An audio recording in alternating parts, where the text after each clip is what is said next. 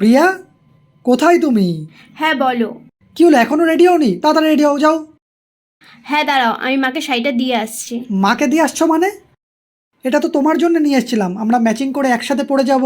আরে না, মা অঞ্জলি দেবে বলছে।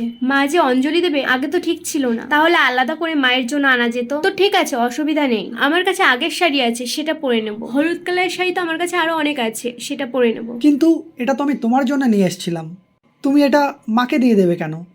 বলতে পারতে, আমি মায়ের জন্য আলাদা করে নিয়ে আসতাম। আরে আমার কাছে তো পুরনো শাড়ি আছে, সেটা পরলেও তো ম্যাচিং হয়ে যাবে। কিন্তু আমার পুরনো শাড়ি মাকে কি করে অঞ্জলি দেওয়ার জন্য দিই বলো তো? এটা নিয়ে এসছো, এখন আমি মাকে এটা দিই? মা তো পরে শাড়িটা সে আমাকেই দিয়ে দেবে, মা তো শাড়িটা নিয়ে চলে যাবে না। আর তোমারও তো ভাবতে হবে না, তুমি রেডি হয়ে বাইরে গিয়ে বসো, আমি মাকে শাড়িটা দিয়ে নিচে রেডি হয়ে নিচ্ছি। তারপর তিনজনে মিলে একসাথে অঞ্জলি দিতে যাব। মা মায়ের ছেলেটা আমাকে দিয়ে দিয়েছে, আর শাড়িটা দেবে না? সংসারে শান্তি তখনই থাকে যখন আন্ডারস্ট্যান্ডিং ঠিক থাকে, যখন একে অপরকে বোঝা এবং সেই অনুযায়ী চলাটা ঠিক থাকে। আর শাশুড়ি বৌমার মধ্যে ঝামেলাটা কখনোই হবে না যখন বর্তমানের শিক্ষিত মডার্ন মেয়েরা শিক্ষা দিয়ে নিজের এবং পরিবারের সবার আচার ব্যবহার বদলে ফেলতে পারবে।